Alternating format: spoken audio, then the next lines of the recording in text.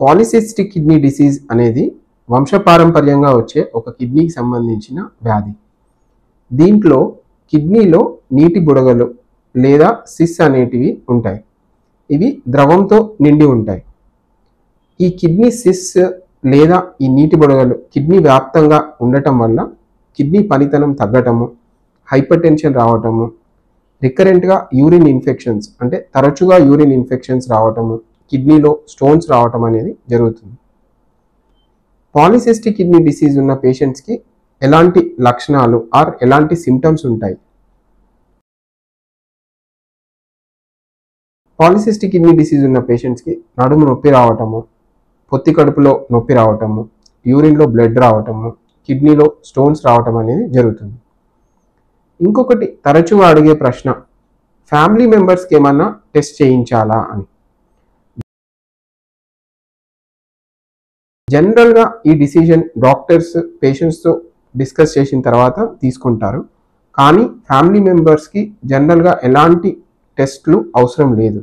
వాళ్ళు బీపీకి మాత్రం తరచుగా టెస్ట్ చేయించుకోవాల్సి ఉంటుంది.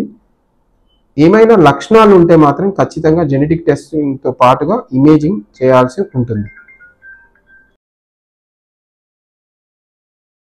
పాలిసిస్టిక్ కిడ్నీ డిసీజ్ ఉన్న పేషెంట్స్ ఎలాంటి జాగ్రత్తలు తీసుకోవాలి? నీటి వినియోగాన్ని పెంచాల్సి ఉంటుంది.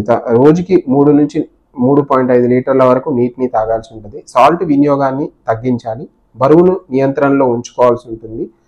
బీపీని అదుపులో ఉంచుకోవాలి. నార్మల్గా 130/90 అని చెప్పే BP values polycystic kidney disease ఉన్న పేషెంట్స్కి ఇంకా కొంచెం తక్కువగా ఉంటాయి. 120/80 కన్నా తక్కువగా బీపీని మెయింటైన్ చేయాల్సి ఉంటుంది. స్మోకింగ్కి దూరంగా ఉండాలి. వీటితో పాటుగా యూరిన్లో ప్రోటీన్ లీక్ ఉంటే ఏసీఈ లేదా ఏఆర్బి అనే మాత్రల్ని డాక్టర్ ప్రిస్క్రైబ్ చేయడం అనేది జరుగుతుంది.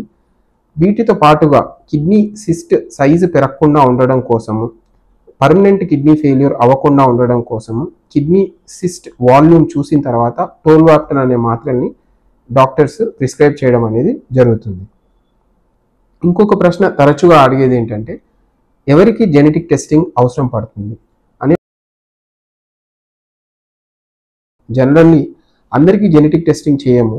కిడ్నీ డొనేట్ చేయాలనుకున్న వాళ్ళకి, లేదు అంటే డయాగ్నోసిస్ అన్సర్టైన్ ఉన్నప్పుడు, అంటే వాళ్ళు ఖచ్చితంగా డయాగ్నోసిస్ ఇమేజింగ్లో తెలియనప్పుడు కావచ్చు, లేదా డయాగ్నోసిస్లో ఏమైనా డౌట్ ఉన్నప్పుడు, ఫ్యామిలీ మెంబర్స్ ఎవ్వరికి సిస్ లేకుండా స్పోరాడిక్ ప్రజెంటేషన్ అంటాము, వీళ్ళకి సిస్తో ప్రజెంట్ అయినప్పుడు, లేదు అంటే ప్రెగ్నెన్సీ ప్లాన్ చేసి ఆ సేమ్ వ్యాధి లక్షణాలు పిల్లలకు వచ్చే అవకాశం ఉందా అని తెలుసుకోవడం కోసం జెనెటిక్ టెస్టింగ్ అవసరం పడుతుంది.